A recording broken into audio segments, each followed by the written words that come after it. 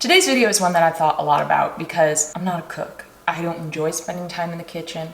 And to be perfectly honest with you, I think a lot of that is born out of the fact that with type 1 diabetes, we have to spend quite a lot of brain power around meals. There's just so much packed into the eating process that one of my ways to deal with lessening that mental load is to kind of not enjoy cooking. But I also fully recognize that living with type 1 diabetes, the more you cook at home, I've personally found, the better things play with your blood sugars. So I'm gonna talk you through 3 very bare bones, simple go-to meals that I have in my rotation that I feel good doing. They are very healthy and they feature nutrient-dense whole foods. This is how I've done it. I want to thank Pique Tea for sponsoring today's video. I don't know about you guys, but after a meal, anything that I can do to kind of punctuate the end of that meal with like a tea or sweet or something like that, I'm into. If it can help with digestion and bloating and overall vitality, well, count me in. That is exactly what Pique's Pu'er teas do. There's a black tea and a green tea, and they are fermented, which is hugely beneficial and helpful with gut health. The other week, David and I went out to eat and something happened, and this food did not agree with either of us. Actually, I was immediately like, well, I'm gonna go to my teas and really be disciplined about having those to support my gut health. And I have been able to come out of this flare so much faster because of these teas. The black tea is very nutty and earthy. And then the green it's a little bit more caffeinated, so it gives you that boost or energy. And it's something that you can use kind of in place of an afternoon coffee or even your morning coffee. And as always with Pique, they are triple toxin screened, which means no preservatives, no additives, and yes, no sugar. For a limited time, Pique is offering 20% off my favorite bundle of the green and black teas.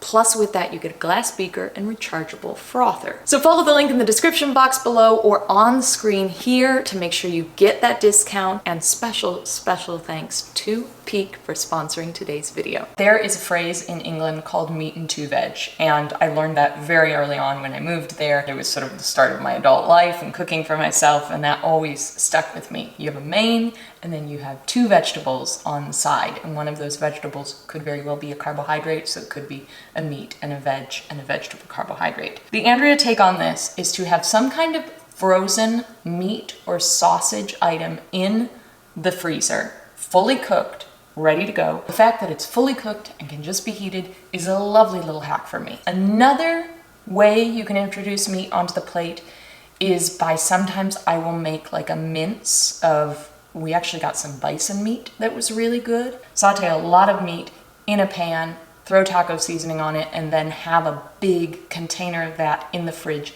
to pull from.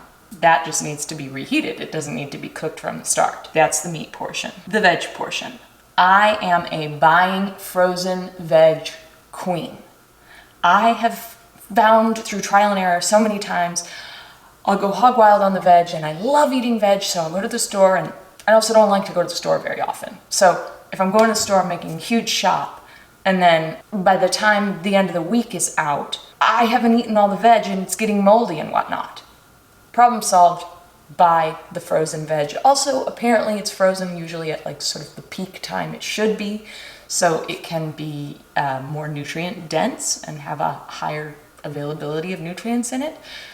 And it's easy. You can really go easy and buy the microwave containers of veg, or you can just buy a bulk container and saute it or steam it in the pan, however you prepare veg. I steam everything because it's easy. So I've got my meat, I've got my vegetable. Both of those are prepared and more or less just being heated up. And then when it comes to the carb, there's a variety of ways you can do this. You can prep a whole load of rice the beginning of the week and just pull from that, a la same idea with the meat. You can have the microwave pouches of rice. Something I eat a lot of is like those little baby potatoes. With the little potatoes, those are way easier and faster to prep because they're not as thick, so they don't take as much time. But also you can microwave them.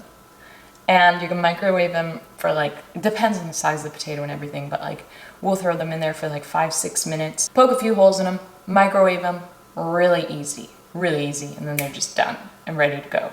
Again, told you this was gonna be simple, but it is. So there we go, that's my meat and my 2 veg, always delicious, minimal prep required. And just like with everything that I'll describe, there are various levers you can pull on these meals to pump up the carb content or take that down, pump up the protein content or take that down.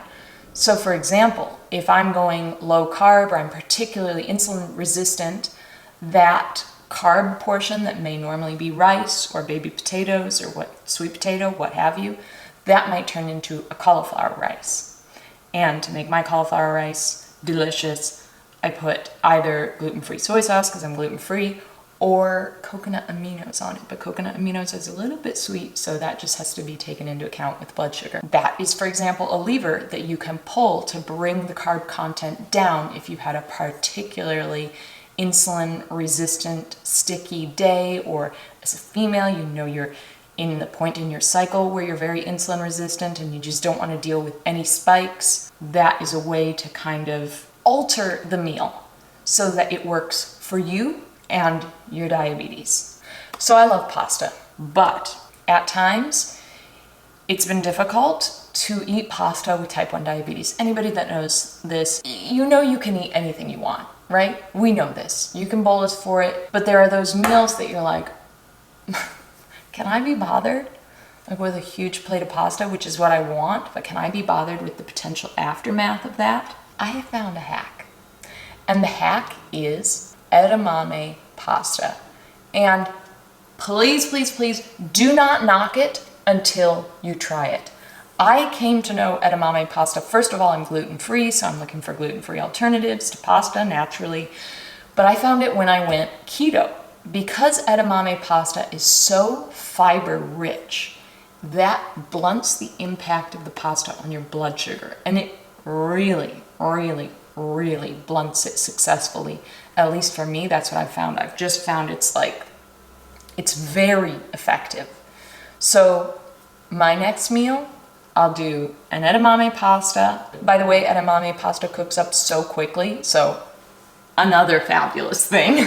So edamame pasta, cook it up real quick, pair it with a high quality, no or low sugar tomato sauce. I buy, like, Rouse is a good brand that has no sugar, or there's a Barilla that has no sugar. You just want to make sure, as with everything, to kind of look at that ingredient list and make sure it's not packed and packed and packed with sugar, because, well, first of all, I don't want to eat a ton of sugar personally, and second of all, it's going to make things more complicated with the blood sugar realms. So edamame pasta, fiber-filled, so that blunts the impact on your blood sugar, paired with a tomato sauce that is low to no sugar. Delicious. Put cheese of your choice on top. I personally like a little broccoli on the side, but you know, whatever veg you have in the freezer. And obviously, if you want, you can add meat to your pasta sauce. I'm very aware that this isn't like hugely protein filled, although edamame pasta has more protein than average pasta, that's for darn sure. And again, those are very shelf stable ingredients. I'll buy in bulk edamame pasta. Also, then the tomato sauce is shelf stable. So you've got like a meal that's ready to go and it's whole, but it's present in the stock of your kitchen without you having to be super concerned or even aware at all about, is it going to go bad? And again, totally a meal that you can pull the levers on. You can have more meat in the sauce and less actual pasta. You can have a more carby side. You could have like a corn side or something like that. Variety of those levers to pull that can just go in conjunction with where you are at individually with your blood sugar that day, that week, that month, whatever. My last one is going to take the most amount of time, but I promise you it's low stress. But you do have to remember, because it's a baked either regular potato or sweet potato. The only thing you got to remember with this is to turn the oven on and bake that sweet potato or potato an hour before you intend to eat it.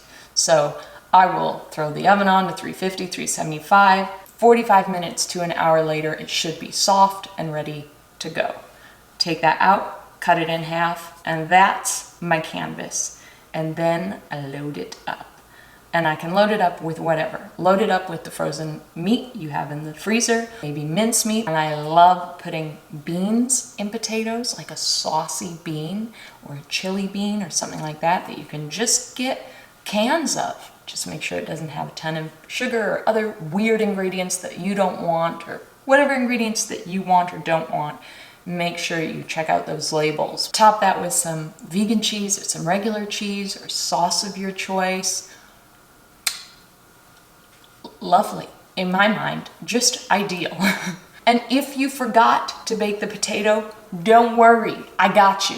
Because if you've got some little baby potatoes in your kitchen, you can just microwave those up, same thing. Load the fillings on top of it. So you don't even have to prep the baking of the potato an hour before if you forgot. For me, I find potatoes play quite well with my blood sugar, so that's why I really enjoy this meal. But if potatoes just don't work for you for some reason, or they're just really impactful and boring to bolus for, take your favorite bread of choice. Maybe it's a keto bread, maybe it's a really nutty bread. Toast the bread, put the toppings on top of that. It's so satisfying to me how easy that is. And again, this is just like, I know we're just assembling here, we're not cooking, but that's the whole point of it, and that's what I have to bring to this table because I'm not cooking. From one non-chef, non-cook to you, there you have it. That's what I can bring to the table. And I hope it's been helpful, and I hope it inspires you to go out and make meals that are healthy and convenient, because I think you can have them both. And I really, really, really, really, really want to empower my fellow diabetics to know that it's doable and it's okay if you are not chefing it up. That doesn't mean you're a, unhealthy person or whatever. I hate those terms, but whatever. Do what works for you. This is just what works best for me. Thank you so much for watching. I wish you guys a wonderful day wherever you are in this world. I wish you great blood sugars, delicious, easy, low stress meals, or heck, if they're really elaborate and you love that, I wish that for you too. But most of all, and most importantly, I really wish you a happy, healthy mind with it all. Thank you guys so much for watching, and I will see you next time.